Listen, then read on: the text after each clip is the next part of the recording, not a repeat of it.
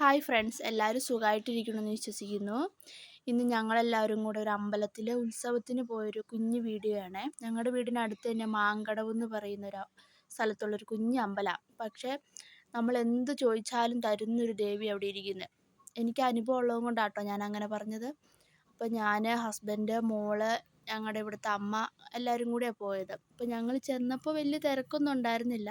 പക്ഷെ കുറച്ച് കഴിഞ്ഞപ്പോഴത്തേക്കും ആൾക്കാരൊക്കെ വന്ന് അത്യാവശ്യം നല്ല തിരക്കായി. അപ്പം ഞാനും മോളും കൂടെ കൂടിയിട്ട് അവിടെ ചുറ്റുവിളക്ക് കത്തിക്കുന്നുണ്ടായിരുന്നത്. അപ്പം ഞങ്ങൾ ചുമ്മാ ഞങ്ങൾക്കൊരു ചിരാത് കൊണ്ട് തന്നപ്പോൾ ഞങ്ങളും കത്തിച്ചു. അപ്പോൾ ഒത്തിരി പെൺപിള്ളേരും അമ്മമാരും ഒക്കെ ചേർന്ന് അവിടെ ഇവിടെ എല്ലാമായിട്ട് കത്തിക്കുന്നുണ്ട്. അപ്പം ഞങ്ങൾക്ക് എത്തുന്നിടം വരെ ഞങ്ങളും കത്തിച്ചേ.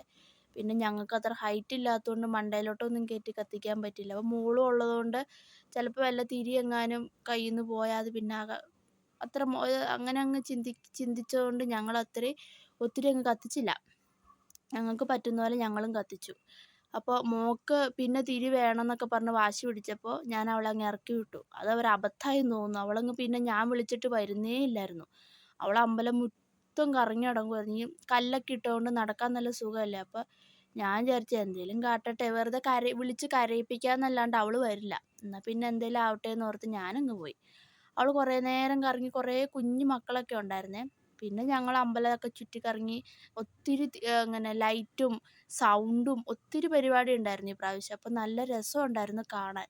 അവസാനം എല്ലാം കത്തിച്ച് നല്ല ഭംഗിയിൽ അവിടെ എല്ലാം പരിസര പ്രദേശം എല്ലാം കുഞ്ഞു കുഞ്ഞു ലൈറ്റ് കൊണ്ട് അവർ നിറച്ചേക്കുമായിരുന്നു. അമ്പലം മൊത്തം അകത്തും പുറത്തും എല്ലായിടത്തും കുഞ്ഞ് പല പല ലൈറ്റും അവിടെ ആൽത്തറയിലെല്ലാം ഒത്തിരി ലൈറ്റെല്ലാം വെച്ച് അവരങ്ങ് ആഘോഷമാക്കുമായിരുന്നു. അപ്പം നമുക്ക് കാണാൻ നല്ല രസമുണ്ടായിരുന്നു. പുറത്ത് കാവിൻ്റെ അടുത്തും എല്ലായിടത്തും ഒത്തിരി ലൈറ്റൊക്കെ ഇട്ട് നല്ല ഭംഗിയിൽ അവർ ഇപ്രാവശ്യം അലങ്കരിച്ചിട്ടുണ്ടായിരുന്നു. അപ്പോൾ അത് നല്ലതുമായി. ഒത്തിരി ആൾക്കാരത് കാണാൻ പാകത്തിനും വന്നിട്ടുണ്ടായിരുന്നു. പിന്നെ കുറച്ച് ഫോട്ടോസൊക്കെ ഞങ്ങളെടുത്തു. പിന്നെ അത് കഴിഞ്ഞപ്പോൾ ഗാനമേള വന്നു. ഗാനമേള സാധാരണ താലപ്പൊലി എല്ലാം വന്നതിന് ശേഷം ഗാനമേള വയ്ക്കാറ്.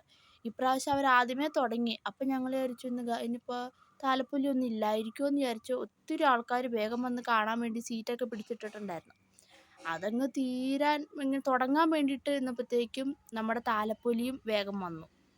ഒത്തിരി രണ്ട് ട്രൂപ്പുകാരുടെ ചെണ്ടമേളവും അങ്ങനെ ഒത്തിരി പരിപാടികളുണ്ടായിരുന്നു മറ്റേ താലപ്പൊലിക്കകത്ത്. അപ്പോൾ അതും കാണാൻ നല്ല രസമൊക്കെ ഉണ്ടായിരുന്നു.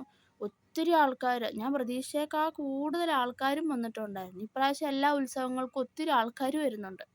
അപ്പോൾ പല പല ചെണ്ടമേളക്കാരുടെയും ഒക്കെ പരിപാടി ഉണ്ടായിരുന്നു. പിന്നെ ഗാനമേള തുടങ്ങുന്നതിന് തൊട്ട് മുന്നായിട്ട് കൈകൊട്ടി കളിയൊക്കെ ഉണ്ടായിരുന്നു. പക്ഷെ അത് വീഡിയോ ഇട്ട് എടുക്കാൻ പറ്റിയില്ല. മോളന്നേരം ഭയങ്കര ബഹളമായി. അപ്പോൾ എനിക്കത് എടുക്കാൻ പറ്റിയില്ല. പിന്നെ ഞങ്ങൾ കുറച്ച് നേരം ഗാനമേള കണ്ടു.